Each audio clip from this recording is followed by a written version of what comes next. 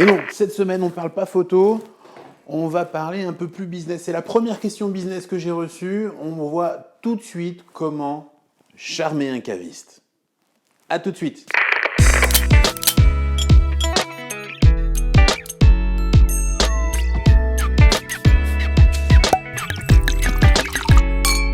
Bonjour et bienvenue à Chablis, j'espère que vous avez passé un très bon week-end. Effectivement, cette semaine, nous avons pour la première fois une question professionnelle, c'est-à-dire une question d'un domaine qui me demande.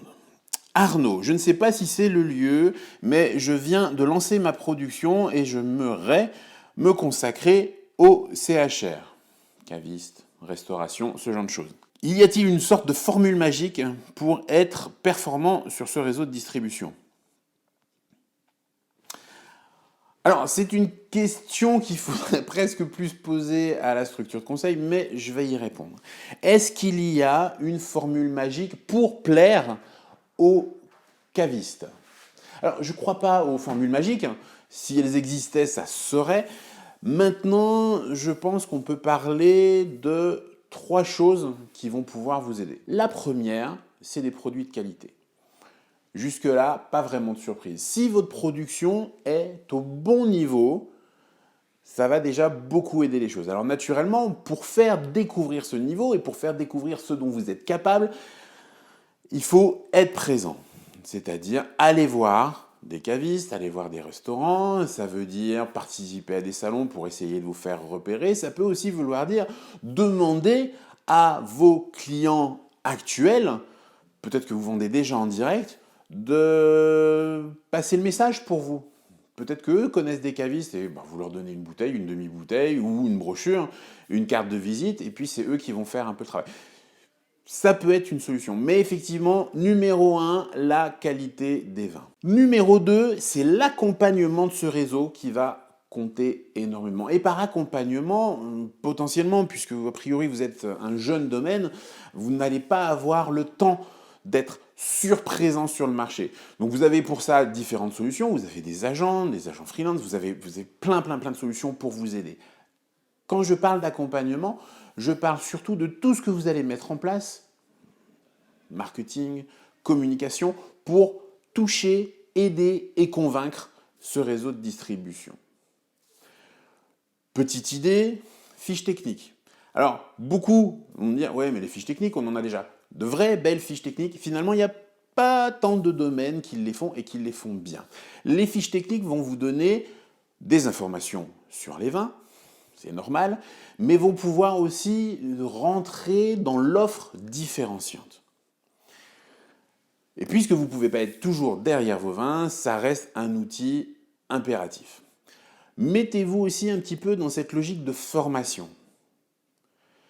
Plutôt que de faire une fiche purement technique, essayez de répondre aux questions potentielles que le caviste va pouvoir avoir. J'aimerais dire que même ici, j'arrive à rencontrer tous les viticulteurs, et j'en rencontre beaucoup, que je vais sélectionner. Mais de temps en temps, c'est juste parce que j'ai l'occasion de déguster un vin et je vais contacter le viticulteur. Et j'ai besoin de connaître l'histoire, j'ai besoin de connaître la petite anecdote qui va apporter une couche supplémentaire par rapport à mon argumentaire que je vais devoir faire au client. Vous avez eu la bonne idée de vouloir travailler avec un réseau qui est très qualitatif, c'est-à-dire que on accompagne réellement nos clients dans le conseil.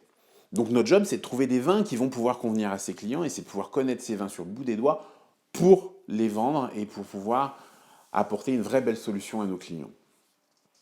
C'est pour ça que je vous dis, l'accompagnement va être super important. Le dernier point, le 3e point, vous m'avez vu venir, c'est le prix. Alors j'allais presque dire que puisque vous êtes sur un circuit qualitatif, le prix va être moins important dans la négociation que ce que vous auriez eu à faire avec la grande distribution.